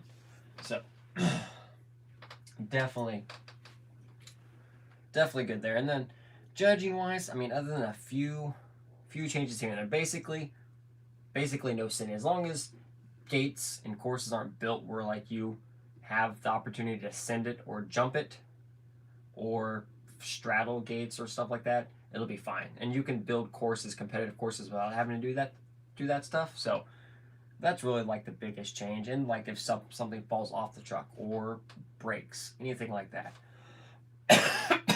So uh, uh, oh man. So yeah, definitely it's gonna be a blast. Gonna be exciting. See, I'll catch up with a lot of teammates and everything else from last events and stuff like that. So I'm just ready for it. Outlaw Farmers, love that Super Chef shirt. Just left work. We'll have the new shirts up soon. Thank you very much. Much appreciated. Yes, I saw those. Those new shirts look pretty sweet. Can I order the Key City shirt? Or thanks separately? It's probably in the chat. I haven't checked. I haven't done anything. I don't think I've checked Messenger since I got home. I've been playing with the doggos and the kiddo, and then came in here and got all this set up, so I'm sure the chats are long now, but hey, only one tire has to be in contact with the ground to progress. I can fly wheelers through and still progress. No, it's not. Unless it's changed, but it's one tire has to make progress before and then after it passes through the gate or something. That's like, I think it's 2. If I read them right, they will be live tomorrow afternoon. Cool. So definitely check that out, guys. Sweet. Man, I'll have to get one. Or I might wait till after the Team Garage Check thing, because that's another thing. I'm not ordering anything because I don't want stuff to arrive and I'm not here. So I will probably wait to order stuff till I get back. Yes, only one tire. Look it up. We will look this up, because that does make me a little bit happier. Wasn't it? It was all 4, and then it was 2, and then it's 1. I got all those on here. I just know, just don't make it where I have to send it through, and we're good.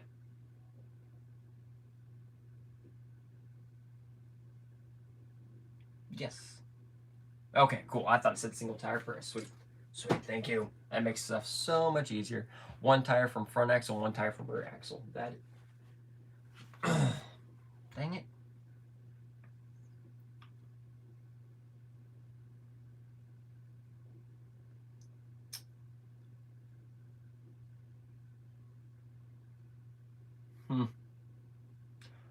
Yeah.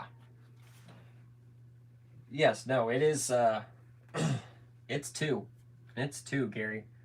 It's progress when at least 1 front tire and 1 rear tire pass completely through the gate. It's 2. How many points for class 2? Jake, 50 points. 50 points for class 2.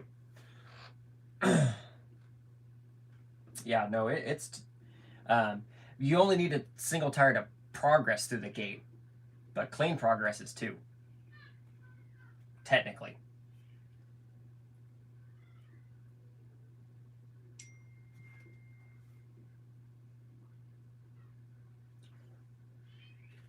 Yeah.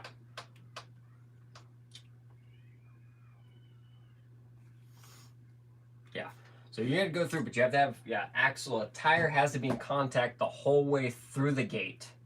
But it does, and it says progress is at least 1 rear tire and 1 front tire.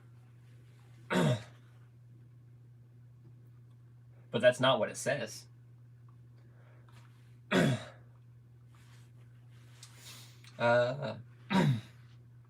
Jake, how many? My messenger, Jake. I will check your stuff anyway. We only got a couple minutes left anyway. I'll call you when I'm done. Yeah, gate is considered cleared in progress. Points shall be given when at least 1 front tire and 1 rear tire passes completely through the gate in the intended direction in the same attempt. Right there. At least 1 front and 1 rear tire, period, has to go through. A single tire is required to be in contact with the ground between gates during the attempt. Contact between the gates is defined as a tire contact any point during the passing through. And then for clean progress, both trailing edges of the rear tires have to be past the gate to gain progress. And then obviously you can take gates, but it says it in there.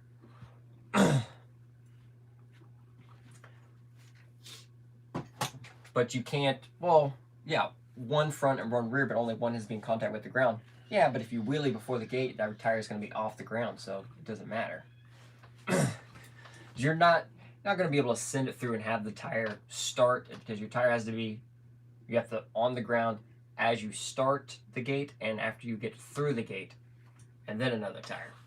So still need 2 tires, and still 2 tires, and no floating. Yeah, no floating. Floating's a straight gate. Which I'm not on that one. Again, it depends on course building, because there can be some times where it's like how was nationals last year, like you could float a gate as long as you were connected to a winch.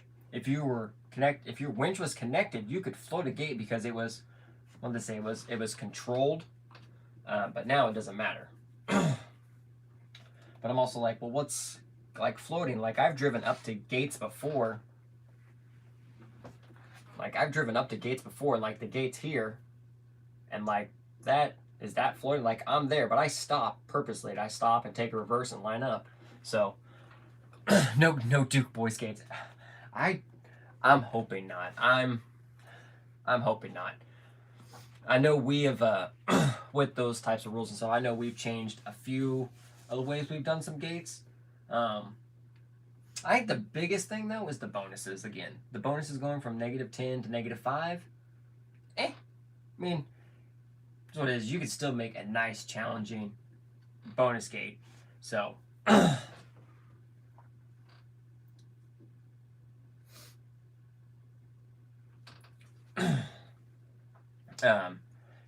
no 2 boys. I mean, don't get me wrong. Like whether it be purpose or accident, I think most of mine were accidents. Like I've had it before. Like I'm progressing down one gate, getting lined up to another gate, and like my truck tumbled and landed just right on the roof and slid all the way down the hill, and it made it between the gates. And prior, that was fine because the truck made it through, and technically wheels and tires did too. Everything went through. Everything was clean all the way through. But now it's not. But I guess if I landed on the side and slide it down, technically 2 tires are on the ground. You could still lay it down sideways and wiggle and slide down through the gates. But I don't know.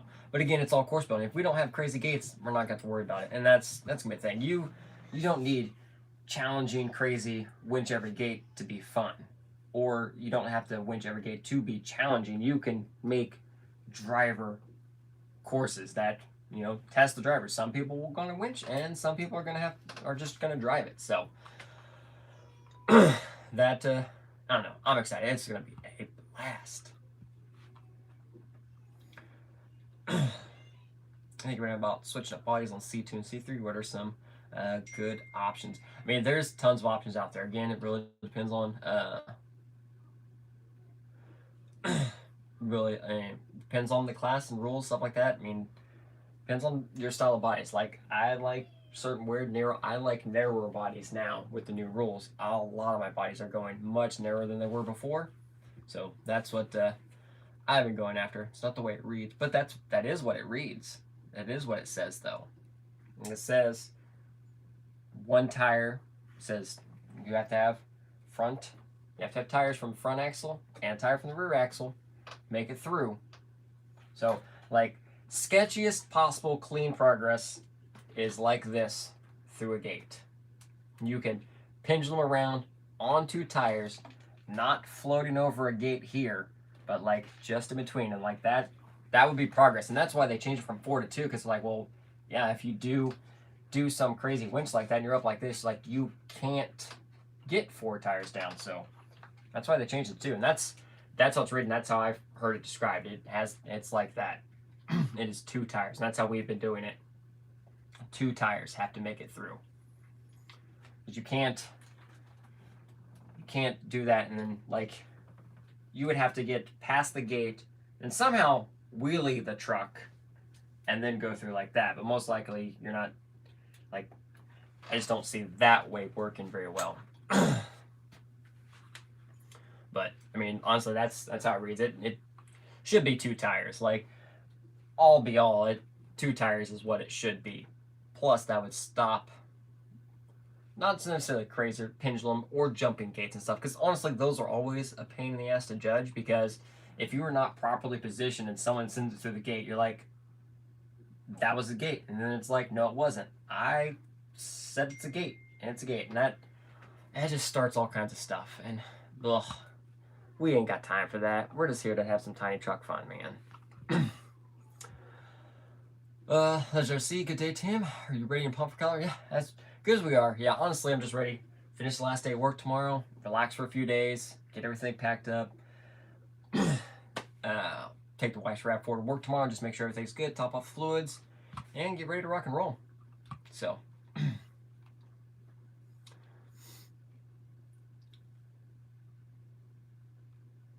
Yeah. So. Oh yeah. Gates next to drop-offs, or gates that are purposely put like where your truck, like one wrong move, like if you don't do it right, your truck's going off and either something's getting damaged or you're getting hurt. So yeah, I'm not about those gates.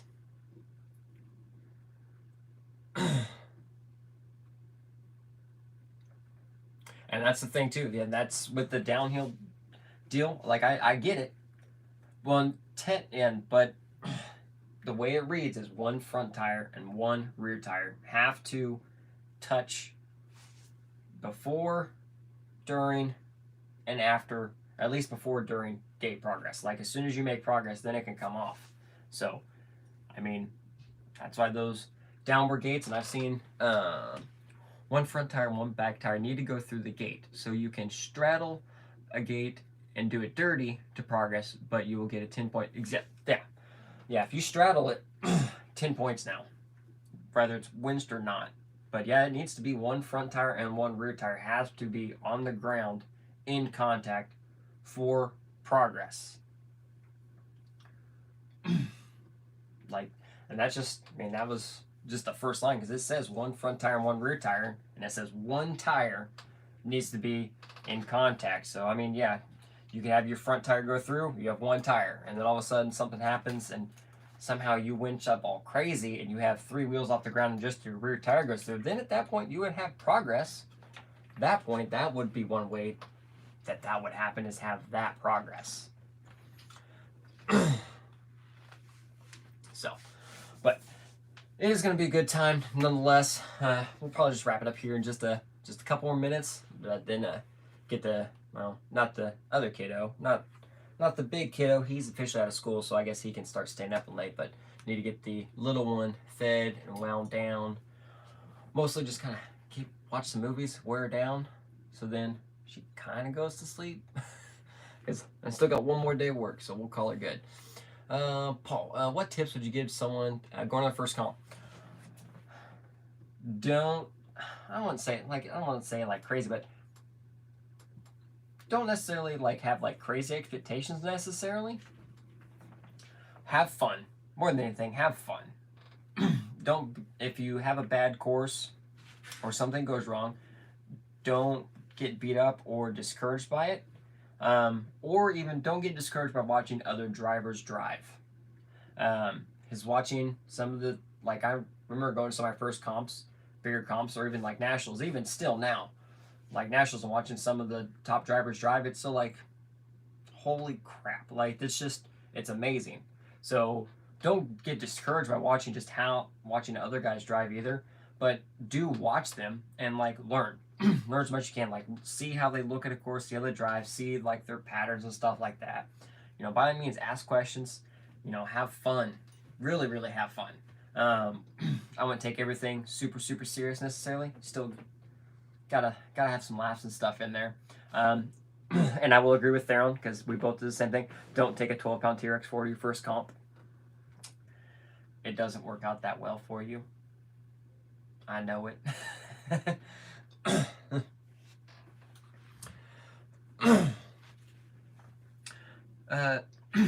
Gary, we understand it's one tire because the one tire statement doesn't say one front and one rear tire. The guys out here pick the rule parts crazy.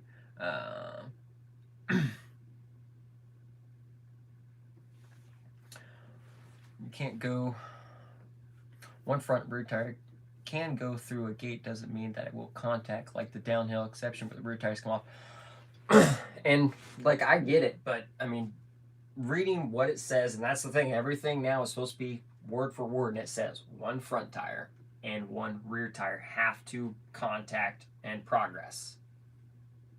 So if one front tire and one rear tire, that's still 2 tires. One on each axle, that's still 2 tires. I mean, honestly, now we're gonna have to make sure everything's good. Hello farmers, I mean, we do comps every month at Key City using the 2023 circuit rules. We might use modified rules only if it's a cash comp. There you go. That's right, you guys, you've made your transition all to the new lovely rectangle. You guys were just waiting. You just finished up the winter series or whatever. You guys posted all your trophies and stuff. I really want to come to the East Coast sometime. I just really need medicine so I can fly, and then it won't be so bad so I don't have to drive. But I'm just so scared of flying. Flying, it's just, it's not cool.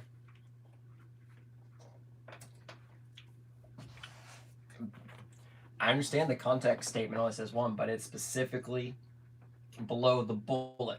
A gate is considered cleared and progress points given when at least 1 front tire and 1 rear tire pass through.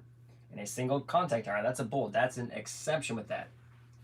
1 tire at a time can go through, but you still have to have 1 from each axle. Dude, I will not fly. Oh, yeah. I'm just, yeah. Flying, I just can't do it. I've flown a couple times and just, it gets me. It gets me. I drive. I drive just about everywhere. That's why I have, well, we take the wife's RAV4 lately because it's comfy and it gets exceptionally good gas mileage. So we've been taking that. But if I can, everything goes well, I should be good to go again here later on. And plus, with everything, the new little one and whatnot, like I could travel for more events by myself, but I just don't want to just leave everyone here, maybe having to take off work for all that. So anything like if I can get the trip where most of us can go, like the Team Grouch event, we're all going for that. So everyone's going. So that's not a big deal.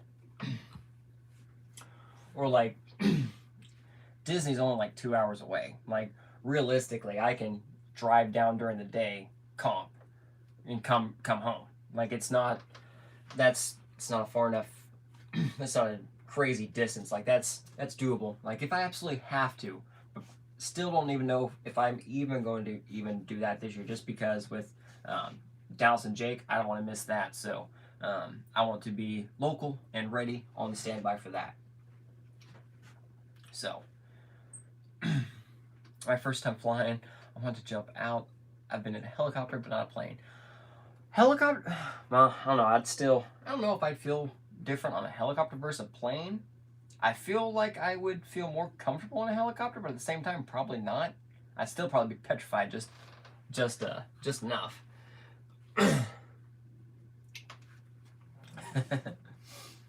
But anyways, so yes, I'm gonna go ahead and wrap this one up. Again, thanks for everyone tuning in, hanging out, whatnot. I always appreciate chit chat and seeing what everybody's up to and stuff like that. But time to get the kiddos and everything down. True about Disney. You think Dallas will go for that? About going down for a day and then coming back? I mean, Jake, just tell her we're going on a lunch. Is that my C1 Yoda? Yes. Yes, this is the C1 Yoda. Narrowed. I said, I'm not proud that it's narrowed, but it's legal. It shouldn't be, but it is. I mean, yeah. And it's my Razor's Edge. Having great luck with it, so it's a blast. It's as legal as sketchy legal can get in certain areas. I do need to bring some extra Lexan with me because I don't think they're going to you need to fill the gap, the body, from above per the ruling it is. Because the gap rule specifically is when viewed from above. When viewed from above, there has to be no gap. And it isn't. From the sides, it's sticking out and everything like that. It's still past the body because the front nose here angles a little bit. But from the top view, it is flush. Well, it sticks out exactly 1/8 inch. I space it half of the Team Garage Hack bumper. I don't think rear I should be, yeah, rear's good too because I've smashed the rear. How did I narrow it? I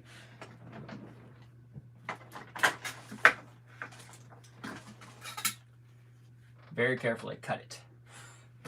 I measured about, I cut this based off my exact track width. I took how wide my track width was, how wide I needed to be in the center in the sections.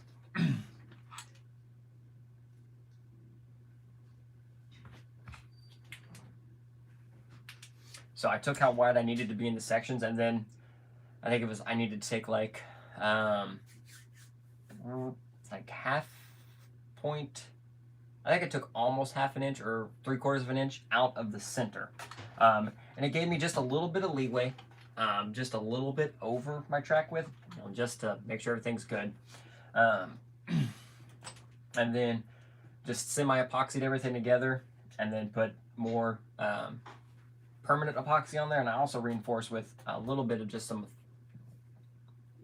aluminum plating on the back, just because I don't trust my body work, so that way it doesn't fall apart. 5 days before due date, that sounds like a great idea, Jake. I mean, to be fair, Dallas, like if we're down there comping and you go into labor, we wouldn't be taking multiple vehicles. We'd probably just be in the Duramax. I really think we could probably I think we can make it back in an hour and a half. Roll call, yee, all the way back. I really think we could probably make it about an hour and a half. I really do. I think it'll be fine. Okay, I see now from it. Yeah, that was I thought about that several times, which granted, I'll have stuff with me there if I need to. Like if I have to like put a piece of Lexan, I can bolt it right here on the outside. But yeah, that was the thing. Specifically, like I looked at it quite a bit just to make sure everything was good. Actually, I think I smacked my rear bumper. Crap, didn't think she was still in here. There you go, busted. But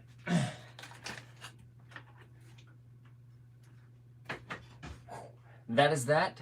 I think we are going to go ahead and call tonight, guys. So again, thank you all for tuning in. Appreciate everyone. Next week, obviously, we'll be at the event, so I don't know if there'll be a live stream. I guess, well, I know we'll have Wi-Fi at our Airbnb. I don't know, we'll see how the signal is at the resort. If it's pretty decent, maybe we might do one that night with just everybody around, or who knows, we might do one from the Airbnb with Jake, Dallas, wife there, and we'll all be there. We can do a group live stream maybe Thursday night. So we'll see. We'll play that one by ear. So in the meantime, as always, everyone, thanks for tuning in as always. So until then, so until next time, everyone, have a great one, and as always, crawl on. So catch y'all later.